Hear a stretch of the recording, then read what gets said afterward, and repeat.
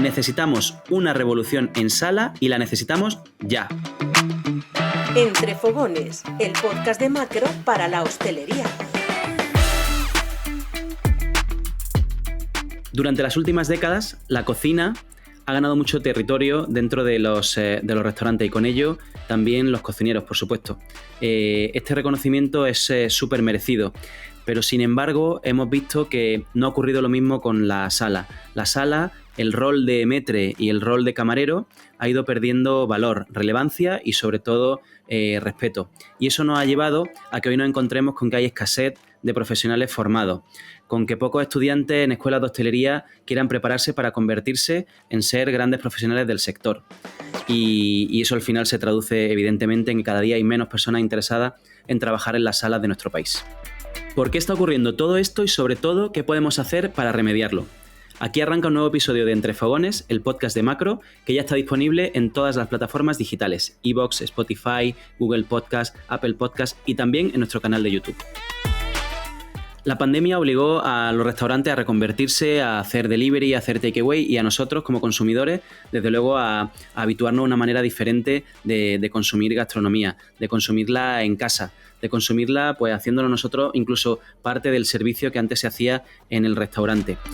Y desde que hemos dado la pandemia por terminada, yo creo que hay una tendencia masiva de salir a la calle, de disfrutar de bares y de restaurantes, porque en realidad la gente quiere volver a tener una experiencia completa de gastronomía y para eso es súper importante el tener un servicio de sala bueno, porque al final eso es lo que te da la experiencia completa, en la que recibes un servicio en el que te explican, te dan toda la información y disfrutas de la gastronomía como probablemente solo no lo podemos hacer. Hoy estará con nosotros Abel Valverde, maître y responsable del restaurante desde 1911, el nuevo templo gastronómico de pescado en Madrid. Valverde ha publicado 2 libros, Host, la importancia del servicio en sala, y La sala al desnudo, el conocimiento, los recursos y las reflexiones para convertirse en un perfecto jefe de sala. Básicamente hoy tenemos la gran oportunidad de entrevistar a uno de los mejores profesionales de sala de nuestro país. Antes de entrevistar a Abel, vamos a conocer la opinión de algunos expertos sobre las claves de la sala y cómo mejorar la experiencia del cliente. Nos trae estos expertos Rodrigo Domínguez, director de Barra de Ideas. Entre Fogones, el podcast de Macro. Como mencionas, Chema, hay una espectacular diferencia de repercusión mediática que ha tenido durante los últimos años la cocina respecto a la sala. Y esto ha tenido consecuencias muy importantes para el sector, que no puede nutrirse solo de lo que se hace en las cocinas. Pero no hemos venido a lamentarnos, sino a ver cómo solucionamos con los equipos de sala los problemas de la experiencia de cliente más habituales. Dice el formador y consultor hostelero José Gartizcochea Ascoa que si en la cocina prestamos atención y estandarizamos cada detalle, ¿por qué no vamos a hacerlo también en la sala?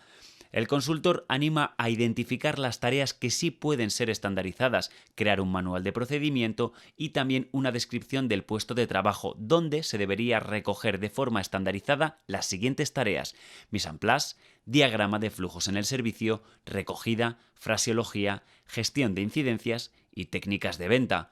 Escuchamos al propio José Gartizcochea Ascoa.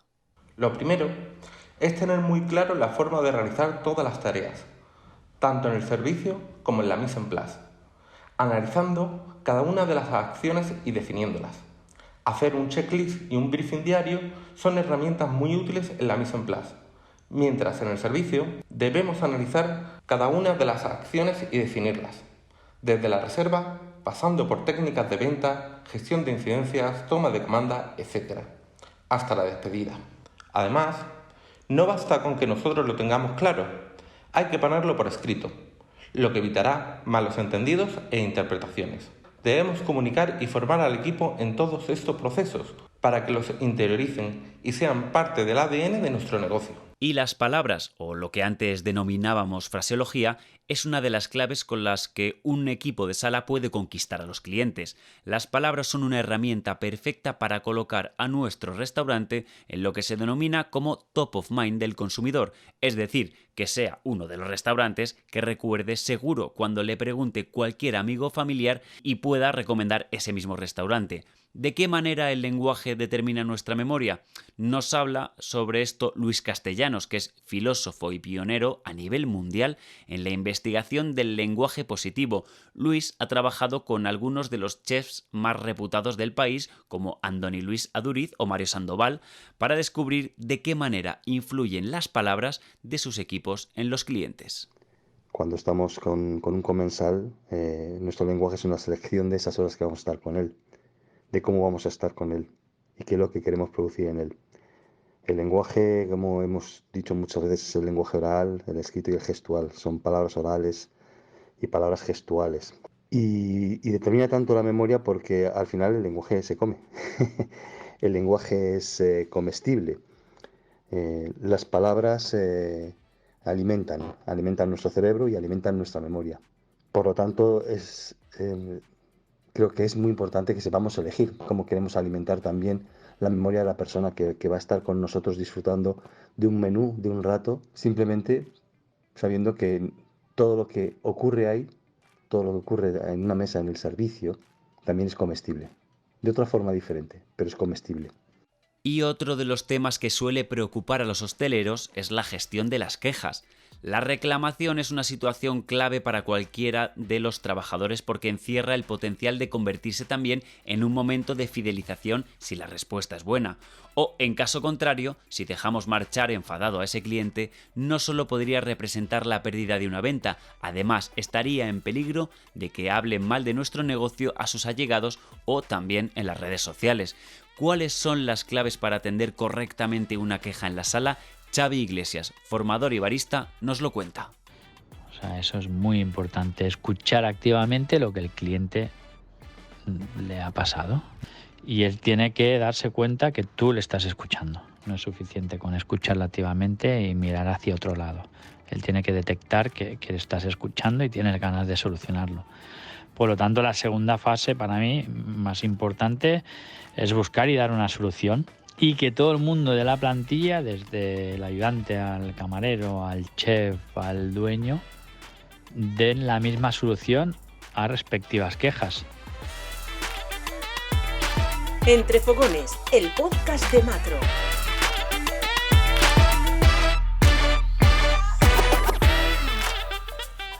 Bueno, estamos ya con Abel. Aquí hoy estamos desde 1911, así que si se escucha ruido es que estamos en el terreno. Estamos aquí con Abel en su sala.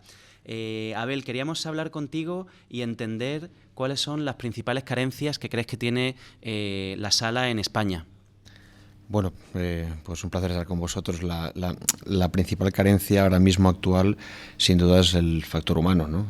Tenemos proyectos, tenemos presupuestos, tenemos inversiones, tenemos proyectos a nivel gastronómico pioneros en el mundo, pero nos está faltando, viendo el volumen de aperturas y el boom que ha habido post pandemia en el lanzamiento pues de esta vorágine de nuevos proyectos, una falta y una mancanza muy grande de mano de obra especializada y de gente que quiera dedicarse a nuestro sector, ¿no? Ese es un poco el gran problema actual.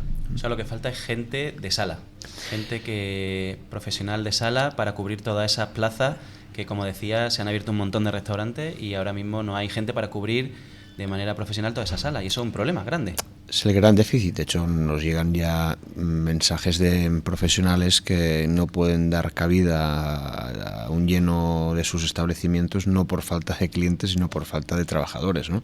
Lo cual esto ya es dramático. Al final, el primer problema de un establecimiento acostumbra a ser a tener el cliente y que los clientes vengan para llenar el establecimiento, no que no tengamos el cómo atenderlos, ¿no? Entonces ahí eso ya hace ver un poco lo que está pasando, ¿no? Entonces, bueno, hay una serie de detalles que si nos ponemos a analizarlo, pues está claro que viene producido por una consecuencia no de ahora, sino de los últimos 15, 20 años. No es un hecho. Ahora estamos viendo las consecuencias de toda esta falta de inversión durante todo este tiempo. Ajá.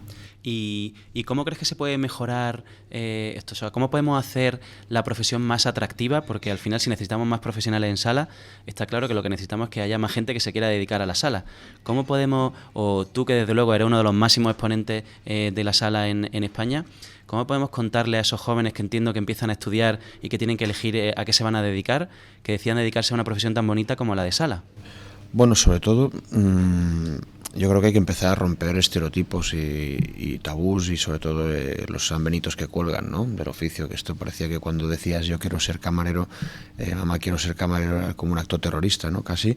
Va a ser lo peor, vas a vivir lo peor de la sociedad, vas a estar corrupto, la noche te va a perder y encima trabajarás cuando nadie trabaja y te pagarán mal, ¿no? Entonces, claro, ante eso, ¿cómo te vas a dedicar a esto, no?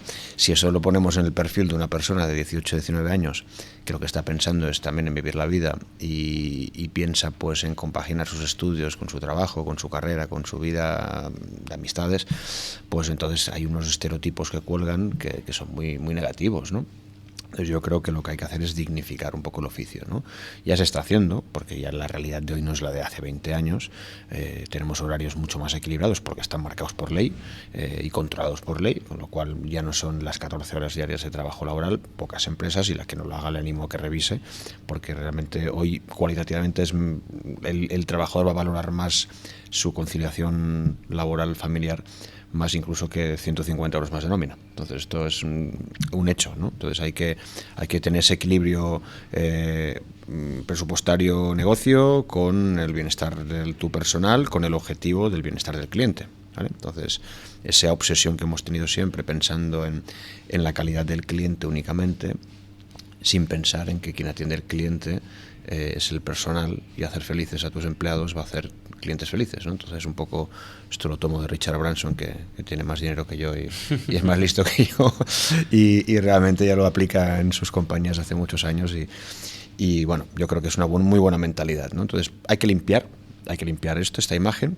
hay que potenciar que las escuelas se adapten a una temática actualizada, que eso es importante. No estamos vendiendo la hostelería hace 30 años y esto no es la realidad actual. Hoy en día el camarero de hoy no es el mismo que hace 30 años, tiene que ser mucho más psicólogo, lidiar más con las emociones, con la inteligencia emocional, con la capacidad adaptativa, con la forma de comunicar, con la comunicación silenciosa, con la estética, la elegancia, el movimiento, la coordinación.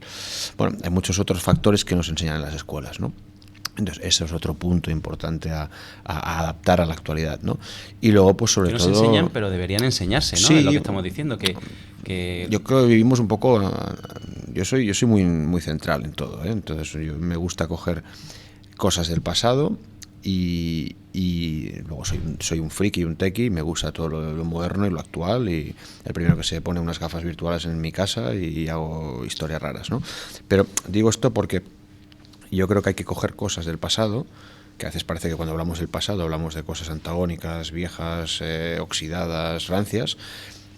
Ni todo eso es malo, ni todo lo moderno es bueno. Entonces, a veces hay cosas del pasado que las tenemos que coger y adaptarlas a la actualidad. Hay que buscar un equilibrio entre la tradición actualización, y actualización. Sí, ¿no? Totalmente de acuerdo. ¿Tenemos todos que ahora pelar naranjas en la sala? Pues no, porque igual ahora mismo tienes tus dos grandes templos a nivel nacional que lo siguen haciendo y que son sitios emblemáticos, pero ¿eso quiere decir que lo tenemos que enseñar en las escuelas? Pues creo que no. Para mí es más importante ahora mismo que sepan lidiar las emociones y cómo generar equipos o cómo gestionar equipos y gestionar sus propias emociones, pues que saber pelar una naranja. Para mí, ahora, ¿no? Es una opinión muy personal esta y de hecho es lo que yo potencio, ¿no?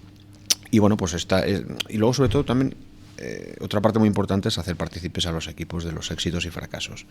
Cuando un restaurante va bien, y si va bien, pues tiene que repercutir en el equipo.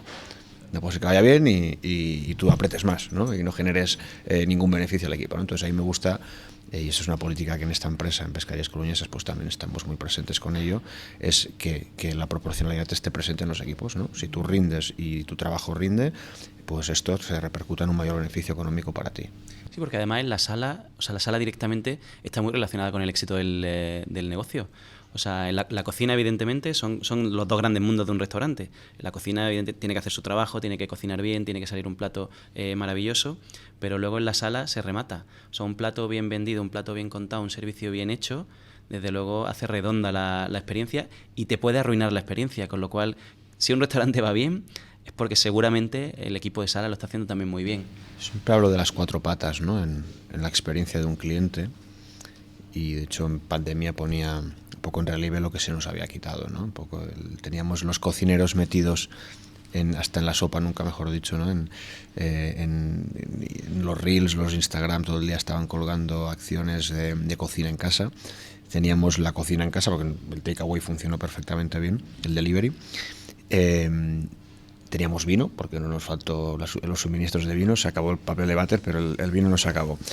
Y curiosamente, pues lo que sí que se nos privó fue un poco de las relaciones humanas, ¿no? Del trato, de la relación personal, el agasajar, el mimar, el sentirte cuidado, ¿no?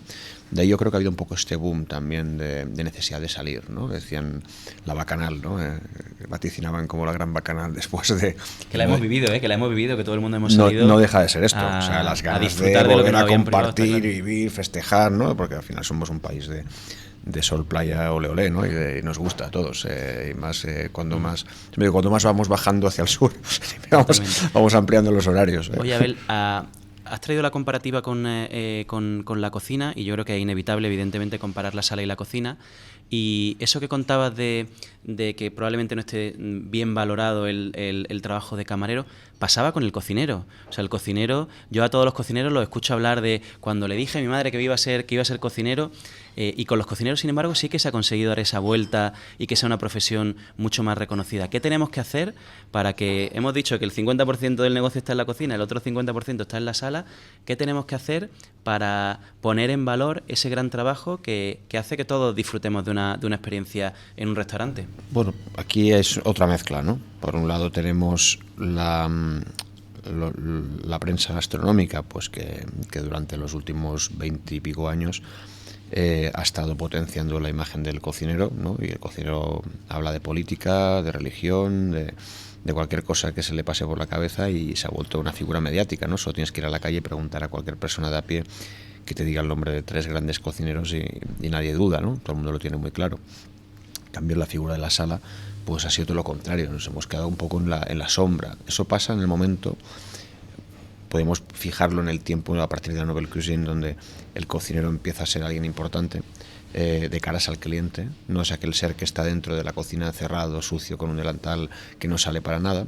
El cocinero empieza a dar la cara ante el cliente, a saludarle, a ser el protagonista. Nacen proyectos muy personales, ya no ubicados en grandes hoteles, sino ya en proyectos muy de trascendencia gastronómica. Y esto poco a poco va copando un poco el factor de lo que hacía el trabajo de sala, ¿no? Hasta el punto pues que hemos visto ya pues cocineros tomando notas, comanda, o cocinas integradas dentro de los propios espacios de sala. Aquí hay cocinas en este espacio en el que estamos. En la sala hay 2 cocinas, pero estas cocinas las ejecutan los camareros, ¿no? Entonces, porque creemos que el respeto de estas parcelas y el espacio, yo creo que cada uno estamos preparados para esta misión, que luego podemos buscar compartir espacios, ¿eh? Luego hay momentos en que, por ejemplo, yo hago cosas con ellos fuera y es un tete-a-tete que es magnífico, ¿no? Pero o sea, el tema mediático es muy importante, que nos den un posicionamiento. Una reflexión, Abel, porque es verdad que los cocineros mediáticos están súper reconocidos, pero luego baja al siguiente nivel, que son los restaurantes maravillosos donde vamos todos cada fin de semana a comer. Y es una profesión que también se ha dignificado. O sea, el dueño cocinero de un restaurante donde come una carne o un pescado o un lo que sea estupendo, es una profesión bien reconocida. Tú te quieres dedicar, tú quieres tener un restaurante, quieres ser un cocinero que abra un restaurante porque es algo que está reconocido y que a lo mejor en el pasado no lo estuvo. ¿Hacen falta más figuras mediáticas para que así baje en cascada y se reconozca el resto de la sala? O sea, que esas figuras sean, igual que han hecho los grandes cocineros, los que expliquen el valor de la cocina, que esas grandes figuras de sala, que tú puedes ser una de ellas, pero que necesitamos muchas más, evidentemente, que cuenten la importancia de tener una sala y lo que aporta la sala a la experiencia gastronómica, y que empecemos a hablar, pues como tú dices, que hablen de religión, que hablen de política, que hablen de todo, porque son personas que juegan un papel muy importante dentro de los restaurantes, que bueno, estamos todos convencidos. Lo fue la historia, en el pasado lo fue. De hecho, la gran figura del que hacía la rendezvous, el que hacía el recibimiento y la persona importante en esa experiencia era justo el director del restaurante, ¿no? Lo que pasaba en la sala. Yo creo que gran parte de culpa también lo tienen los propios cocineros. Yo cuando hablo de hostelería me gusta hablar de todos los sectores. La hostelería para mí es el bar de pueblo donde te conocen tu nombre y cómo te gusta el café y preguntan por tu pareja, por tu mujer, por tu marido, y como lo es un restaurante de 3 estrellas Michelin, ¿no? Pero es verdad que mediáticamente lo que llega es lo que aparece en la tele, lo que sale en el bote de mayonesa, en el supermercado. Todo esto es lo que vende, ¿no? Al final la imagen, la marca, el marketing, ¿no? La sala aquí no ocupa lugar ahora mismo, y eso lo que decíamos antes, te pregunta el nombre de 3 cocineros y te pregunta el nombre de 3 grandes personas, pues, del mundo de la sala, ¿no? O sea, la gente hablará, pues, de lo que él conoce, pero no alguien que tenga una presencia, y ahí los propios cocineros de nivel tienen que jugar un papel muy importante en dar este espacio, porque es la base, ahí es el reflejo. Son los grandes responsables y además los grandes interesados, porque, es la base. Porque ese problema que decías que hay ahora mismo en el sector es un problema del restaurante en general, con lo cual yo creo que entre todos efectivamente tenemos que remar para que ese trabajo, que probablemente ahora mismo pues no goza de la dignidad que debería, que la tenga, porque desde luego la merece, está claro. Para ti, ¿cuál sería, dentro de una experiencia en un restaurante, ¿vale? Restaurante de cualquiera, de los que podemos ir cualquiera durante el fin de semana, ¿cuáles son las claves fundamentales para que el cliente disfrute de ese restaurante, de esa experiencia? Que seguro te lo pregunto aposta para que salga la sala. ¿Qué papel juega la sala? No, hay que ver el contexto de cada cosa. Sobre todo lo importante no es lo mismo ir a un restaurante en un contexto familiar, vivir una experiencia gastronómica, algo personal, que vivir un business, por ejemplo, ¿no? Entonces yo creo que la gran sala, el papel que juega es el que tengan la capacidad adaptativa en función de lo que el cliente busca en cada momento, y saber adaptarnos al servicio en lugar de crear estándares fijos y estáticos, crear estándares flexibles. Puedo estar más de acuerdo. Donde, pues, depende de esto, psicológicamente vemos lo que este cliente precisa y busca y nos adaptamos, que esto es una cosa, pues, muy compleja, porque la capacidad de adaptación requiere improvisación y requiere salirte de las cosas controladas y de los cánones fijados, ¿no? Entonces, esto es muy difícil, es como el concepto en el que estoy ahora. No es una cocina que esté estática, cada día se reinventa. Entonces, esto a nivel gastronómico, de alta gastronomía, es una locura, porque lo que hoy vale, mañana no vale. Entonces, y estamos los gastronómicos muy cuadriculados, hechos a 3-4 meses vista, voy a hacer lo mismo exactamente de la misma forma, ¿no? Entonces yo creo que ese es el gran éxito, pasa por esto, porque el futuro pase por tener capacidad adaptativa, camaleónica, en función de lo que el cliente requiere y poderlo adaptar tanto en intensidad, en ritmo, como en explicaciones, ¿no? Huir un poco de las falsedades, de tanto discurso aprendido, tanto pregón de pueblo que no tiene ningún sentido, no hay feeling y que te obligan, ¿no? Yo odio obligar al cliente a hacer algo. Levántese, vaya para allá, escuche, atiéndame. No. Si usted quiere, mire y lo verá. Que no quiere, quédese aquí mirando la conversación y su plato. No tengo por qué obligarle a hacer nada, ¿no? Entonces todo esto tiene que pasar de forma natural también, ¿no? Vivimos una época donde todo tiene que estar medido, cronometrado, dirigido, ¿no? Entonces esa es otra historia también, ¿no? Y luego, sobre todo, el valor del éxito de un plato, en hacer entender que no solamente está en el plato. Yo puedo hacer una prueba y les explico siempre a los cocineros: vamos a hacer un plato con el mismo formato en 3 platos y te pongo 3 tipologías diferentes de servicio, y luego que la persona atendida escriba la opinión de este plato. Vamos a ver cómo cambia completamente. O sea, como conclusión podemos decir que yo creo que ha sido súper valioso este último ejemplo, que la sala, desde luego, engrandece una experiencia gastronómica o la puede incluso arruinar. Con lo cual, el valor de la sala es indudable. Yo creo que eso nadie tiene duda. Ahora lo que tenemos que trabajar como sector todo es en hacer más grande la profesión, que todo el mundo reconozca ese valor y que haya más gente que en el futuro se quiera dedicar a esto, porque es el mayor problema que hemos identificado al principio de la conversación, para que tengamos mejores salas, con más gente preparada y que podamos disfrutar de esa experiencia perfecta y combinación perfecta entre sala y cocina, o cocina y sala. Muchas gracias, Abel. Un placer, encantado de estar aquí con vosotros, claro que sí.